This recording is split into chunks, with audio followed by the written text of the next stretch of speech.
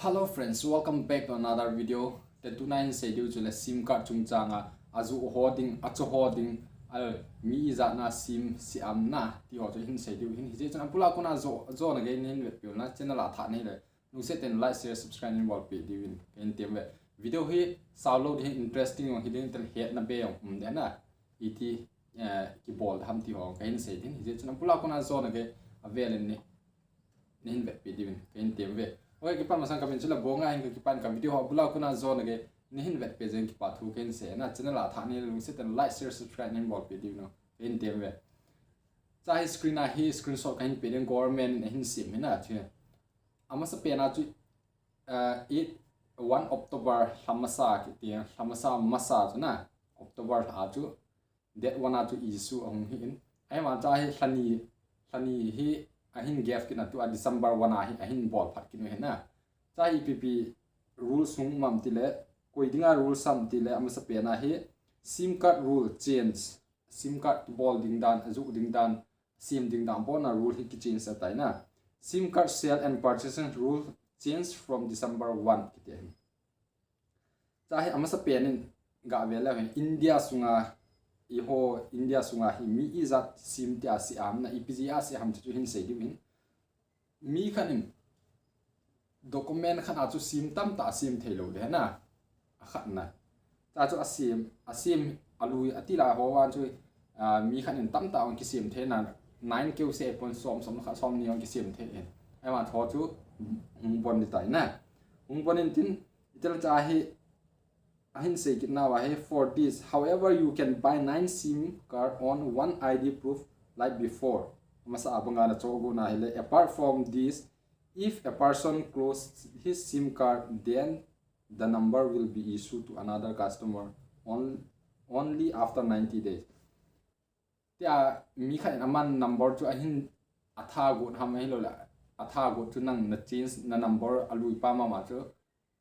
example like kibang umzi hena nang naman chai sim khat naga aman chaya elo le hung thi ham tel chu sim number chu hung ki renew na dinga chu 90 days nga ya ti 90 days jo tel chun apply ball the na midang no apply ball al chi number chu pi the hin te khat langa chu ga ve ki le han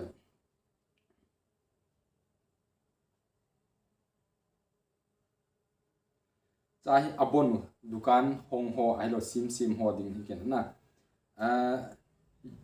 the union minister also said that 67,000 dealer selling SIM card have been banned by the government. 67,000 dealer na azu ho dukan ham khana tho cho a ban ball pe aji chu ipida am tila langa he kahin pe ken hen SIM dealer will be verified tin EPGA abon ham tele verified ball lo ji na EP verified ball ham tile ama hi document ho according to the new rule dealer selling SIM will have to get their police verification and biometric verification done hi ngai na biometric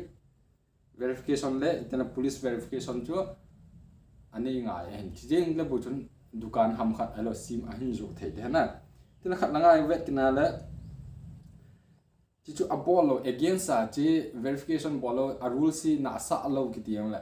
so chu ep hin bol ki du ham da hin bol du ham ti la cha he if someone sell a sim ignoring this rule a fine of 10 lakh will be imposed on him ti na the government has given 12 months time to the trade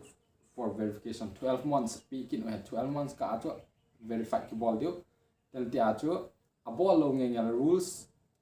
rules pa ma ang chi kha ai lo la a rules so ahin job lo ma la cha hi 10 lakh fine ki de na ti chu asi mo dinga cha to a chogu ho sim chogu ho chu hi ale chi ma sam kha ve ga sim thau tin from December 1